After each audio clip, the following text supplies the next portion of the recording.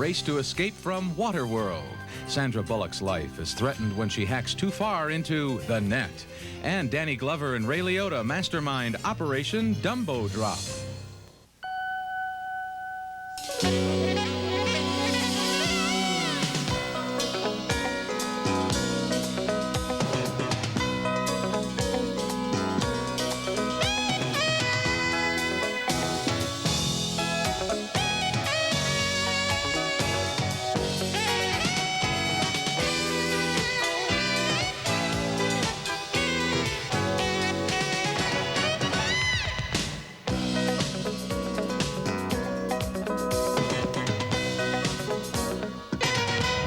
Out there in your 15 lunars. Such as? An end? An end to all this water? You're asking the wrong person. Kevin Costner is a loner, a mutant mariner on a globe covered with water in Waterworld, said to be the most expensive movie ever made. It's one of 5 new movies we'll review this week on Siskel and Ebert, also including Sandra Bullock in The Net and Danny Glover in Operation Dumbo Drop. I'm Roger Ebert of the Chicago Sun-Times. And I'm Gene Siskel of the Chicago Tribune. Our first film is Waterworld, the most expensive movie of all time, and money may make the world go around, but money, big money, wasn't enough to make a go of Waterworld. For an action picture set on the high seas, I found it to be mostly a crushing bore, with Kevin Costner playing an amphibious man. He's developed gills, trying to escape a group of bad guys who are like Hell's Angels on jet skis. Ah, I can't breathe like you! I'll breathe for both of us!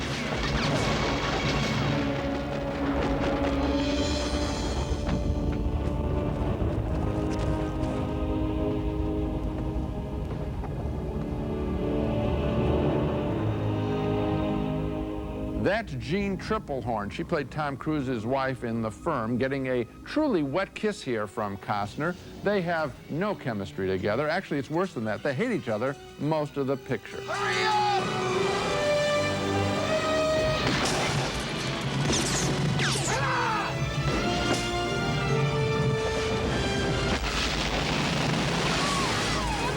The story of Waterworld involves good guys and bad guys trying to find dry land, if there is any, after polar ice caps have melted and have submerged the world's big cities. The key to the location of the land, now get this, is hidden in a map tattooed on the back of Triplehorn's adopted daughter. Anyway, Dennis Hopper, who is getting tiresome as a wacko villain, thinks he knows how to read maps. The instrument of our salvation!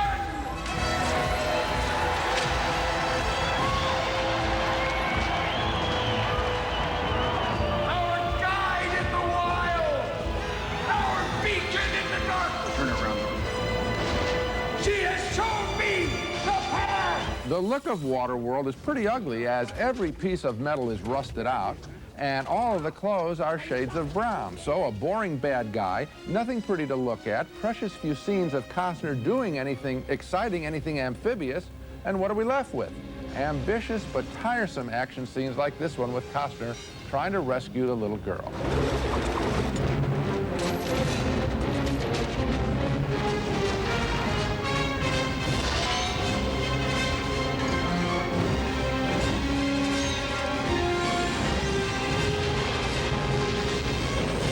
That may seem exciting, but it really stands apart as a stunt, distancing us from any human elements in the film. Costner's character has a mad-on throughout the picture, so does the little girl and Jean Triplehorn, and I'm really stunned that more wasn't made of Costner's character's amphibious skills.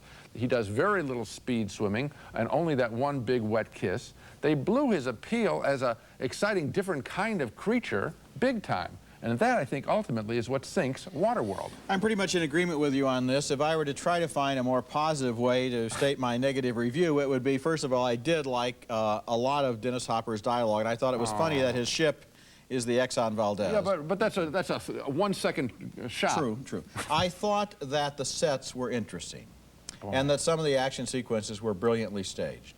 On the other hand, the first shot of the movie, which shows him peeing and then recycling it, obviously they're going to have to do that, they can't drink salt water, started me out thinking this will be interesting because it will show how men could survive afloat permanently, and the movie just throws that away. Absolutely. Here is a world where take it everybody has seriously. to live on top of the ocean. Sure. How do they get through a storm? We don't find that out. And then they just, what do? They're floating around. What do? They fight each other. It's just action scenes. Everybody hates each other. It's violence. It's explosions. It's guns. It's harpoons. It's just a total lack of imagination. You can't see the money, to be honest with you. If I told you the picture cost $60 million, you would have believed that, not $175 million. And there are no human values, really. Not at all. And the whole business with the girl on the map, now that's really a letdown. At that point, you start to get angry. It's wall-to-wall action and nobody that you can really care about in the movie. Okay, next film. Our next movie is Operation Dumbo Drop. Plugged it in, and next thing I know, I'm staring at like the personal medical files of the Undersecretary of Defense, Michael Bergstrom. That's the instantly likable Sandra Bullock as a put-upon computer expert in the net, an ambitious thriller that eventually wears out its welcome as it devolves into a routine chase picture. It begins with Bullock working out of her home, consulting with a friend about a mysterious computer virus. Don't think about hitting the escape key on any of the systems for a while. One keystroke will wipe out your whole system. God, I don't know how these things happen. You know, I just ordered that security program last week. What's it called? Gatekeeper? Well, that's what they all say. Did you install it? Absolutely, the minute we got it, I think. Bullock next takes a vacation where she meets another hacker on the beach. She should know better. He's got a British accent, and lately in the movies, that means he's a bad guy. He's played by Jeremy Northam. Is that business or pleasure? Is there a difference? Not a great deal if you're a hacker. It's a nice piece of hardware. I assume you're in the business. Isn't everybody?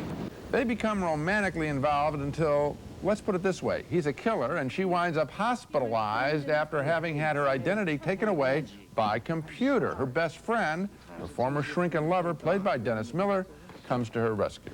I don't understand. I don't understand. Why me? Why me? I am nobody. I am nothing.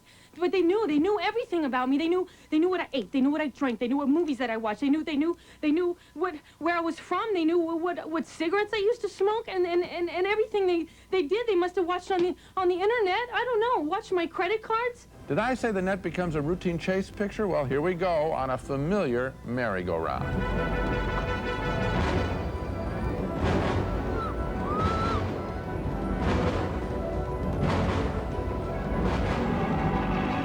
What he wants is a computer program as part of a massive fraud, and I did feel as though the picture ran on for at least 20 minutes longer than needed. The net wore me out, as director Irwin Winkler does a better job, I think, of building the computer-based thrills in the picture rather than the human interaction in this story. So thumbs down for me. Well, you're right that it is kind of a grab bag of Hitchcockian cliches, including even some specific references to Notorious. On the other hand, you said Sandra Bullock was instantly likable, and she is. And for my money, this is yet another genre picture that she rescues with her own charisma.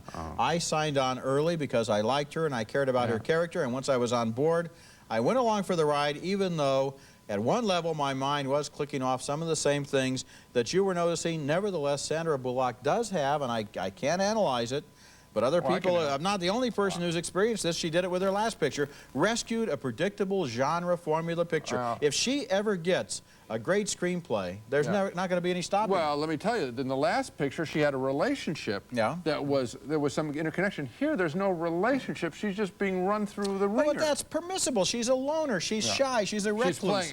So it's okay. The standard thing. That's the standard thing, though, that they got her on, is that there's this wonderful, charming woman who's all alone and needs to be saved. It's the perils of Sandra here, and I was worn out. Okay, when we come back, the saga of a